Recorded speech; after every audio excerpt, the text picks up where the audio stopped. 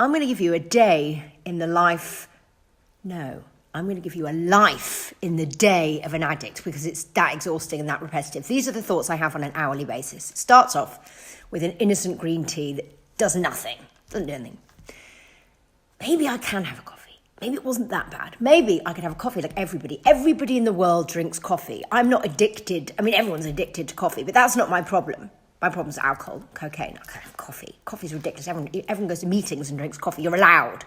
I'm allowed to drink coffee. Doesn't mean I'm going to go on the caffeine chews. But even if I did, were they that bad? I mean, what if I had one coffee in the morning and one caffeine chew before I went? No, I'll have a caffeine chew and a coffee before I go out. So I'm like really kind of, I've got the energy to socialise. But it won't take away my anxiety. So what I should probably do is get Xanax or some sort of beta blocker to go with it. So I could have a coffee in the morning, a caffeine chew and a coffee and a Xanax before I go out. But it doesn't give me that clarity of thought that Ritalin had. Kind of made me more articulate. So I think, actually, was it that bad? Was it that bad? I know that every single time I've ordered the Ritalin, I've ended up abusing it, throwing it away, fishing it out the bin, obsessing about it, reordering it. But this time, what if I stuck to my actual prescribed amount and just had it every 4 hours, which kept me topped up, and then had one caffeine chew to go out, so I was kind of where I should be? Well, maybe I should start microdosing mushrooms again. I mean, I did try that. I know that when I tried that, I overdid it, and I ended up sitting on Blackheath and crying because I was thinking about all the bodies that were underneath that died in the plague and how unfair it was.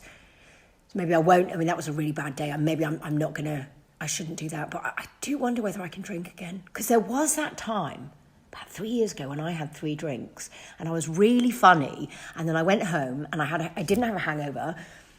And I think that's all I need to do. I need to moderate my drinking. So what I'll do, I'll have a caffeine chew and a drink when I go out, but I won't tell anyone because obviously they're going to think that I'm drinking again. So what I'll do is I'll practice drinking privately until I've cracked it. When I've cracked it, then I'll tell everyone. And actually, if I'm doing that, I could probably start microdosing cocaine again and see if I can do that. If you just had a tiny little bump on the hour, every hour, you were not allowed to do lines, and you were not allowed to basically, I'm just going to have nothing.